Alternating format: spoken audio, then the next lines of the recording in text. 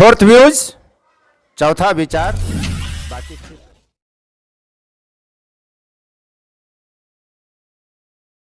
नदियां जीवनदायिनी हैं। नदियों के किनारे ही सभ्यताएं पली और बसी और विस्तारित हुई। नदियों का महत्व मनुष्य के जीवन में काफी बड़ा है। हम नदी पर बात करते हैं, सोन पर बात करते हैं, जिसका एक नाम हिरण्यवाह भी कहा गया है। यानी सोन में स्वर्ण कण भी प्राप्त होते हैं। अब आप सोन से सोना निकालने का प्रयास न करिएगा, काफी महंगा है। हम बात कर रहे हैं सोन नदी के महत्व पर, पूरी तरह धार्मिक महत्व पर ही हम बात करेंगे कि कार्तिक में सोन का क्या महत्व है, हम सोन में स्नान क्यों करते हैं, स्नान का क्या लाभ है। इस बात पर आचार्य लाल मोहन शास्त्री से हम बात करेंगे। आप देख रहे हैं फोर्थ व्यूज, चौथा विचार, वैचारिक मुद्दों का सबसे बड़ा अड्डा। अब तक यदि आपने चैनल सब्सक्राइब नहीं किया है तो कृपया करिए। YouTube द्वारा उपलब्ध कराए गए आंकड़े के मुताबिक करीब 80% व्यूअर ऐसे हैं जो चैनल को अब तक सब्सक्राइब नहीं किए हैं। तो ऐसे दर्शकों से मेरा विशेष अनुरोध होगा कि सोन की धारा के साथ यात्रा करने में सोन के महत्व को समझते हुए कृपया जल्द से सब्सक्राइब करें और बेल आइकन दबाएं। आप सुनिए शास्त्री जी क्या कहते हैं कि सोन का क्या महत्व है।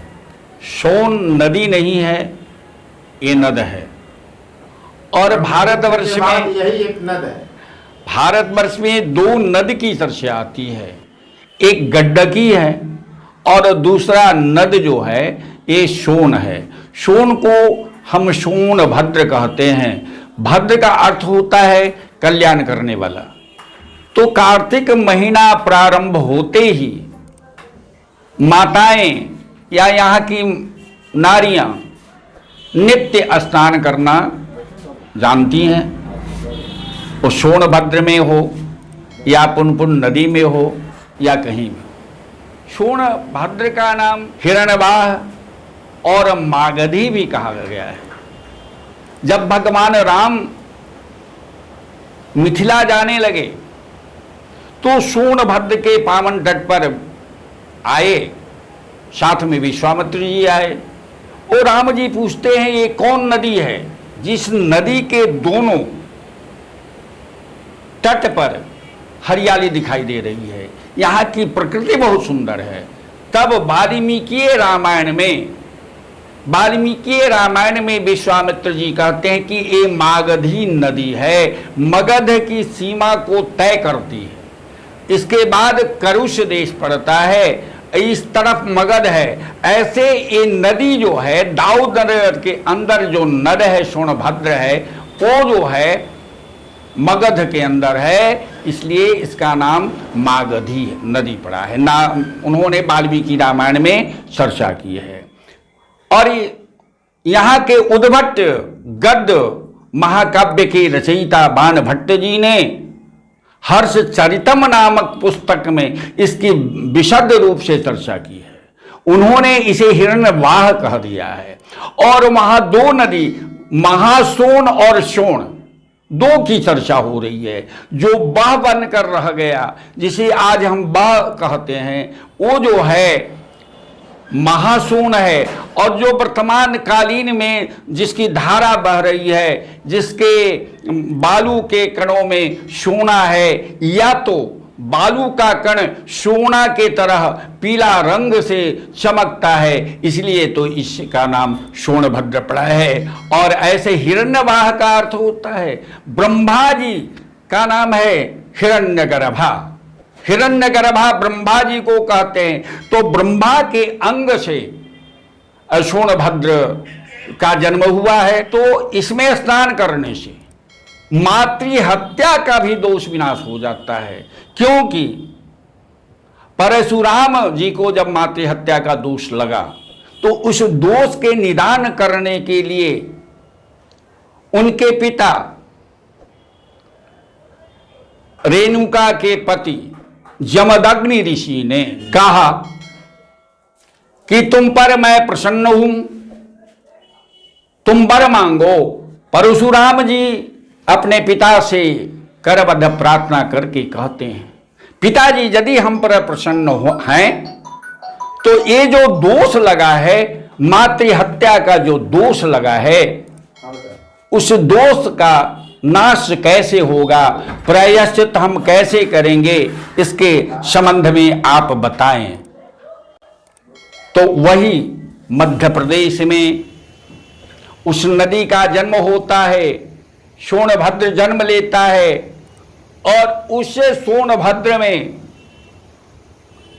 परशुराम जी स्नान करते हैं, और स्नान करने से मातृदोष जो है, मातृ हत्या दोष जो है, वो नाश हो जाता है। अर्थात यदि इस तरह के भी पापी इस सोन नद में स्नान करता है तो उसका उद्धार हो जाता है। ये धर्मशास्त्रों का कथन है। ऐसे मातृहत्यारा, गौहत्यारा, अन्यान हत्या करने वाले लोगों का पाप नाश नहीं होता है, लेकिन एक प्रायश्चित के रूप में हम सोनभद्र में स्नान करते हैं। स्नान करने, और कार्तिक जो महीना है वो स्नान, दान और तर्पण करने का महत्व है। इसलिए कार्तिक महीना में स्नान करें, फिर तर्पण करें, यथाशक्ति अन्यान, गरीब, अनाथ इत्यादियों को दान देना न भूलें, क्योंकि दो ही काम इस जिंदगी में करना है जब भगवान ने शरीर दिया है। कहा गया है, देने को टुकड़ा भला, लेने को हरि नाम। इसलिए भगवान का नाम लेते रहें और भारतवर्ष के पवित्र नदियों में, तीर्थों में जा जाकर स्नान करें। लेकिन ध्यान दें, स्नान करने मात्र से छुटकारा मिलने वाला नहीं है। मल को, हृदय के अंदर जो मल है, हृदय जो अपवित्र है, उस हृदय को परिवर्तन करना होगा, पवित्र करना होगा, तभी नदियों में, नद में स्नान करने से पूर्ण फल प्राप्त होगा। अन्यथा ऐसे इधर उधर करने से, केवल स्नान करने से, तीर्थ में जाने से नहीं होगा।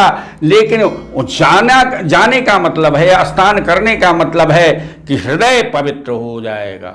मन पवित्र जब होगा, मन में परिवर्तन होगा, मन के अंदर यदि भावना ये आएगी, परोपकाराय पुण्याय पापाय परिपीडनम, तो आप श्रद्धः भगवान के भक्त हो जाएंगे, आप उद्धार हो जाएंगे, आपकी कामना सिद्ध हो जाएगी।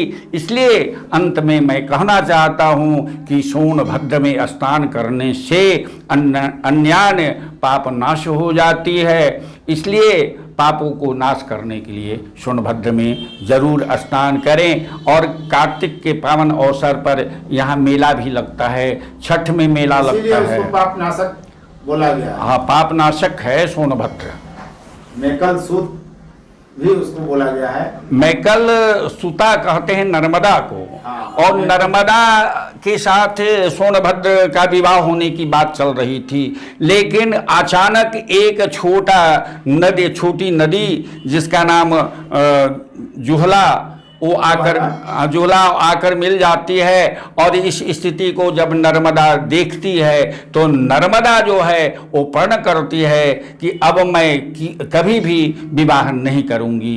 इसलिए चीर कुमारी यदि किसी को कहा जाता है तो वो नर्मदा है।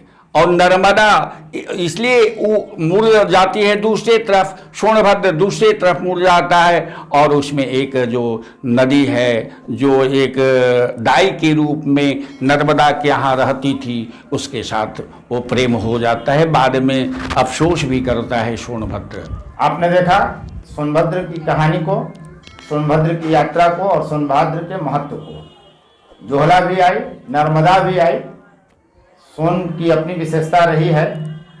फोर्थ व्यूज आपसे बस ये अपील करता है इस वीडियो के अंत में कि आप सोन को स्वच्छ रखने का हर संभव प्रयास करिए।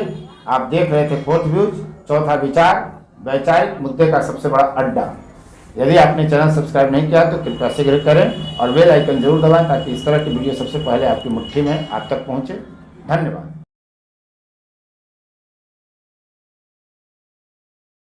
फोर्थ व्यूज, चौथा विचार।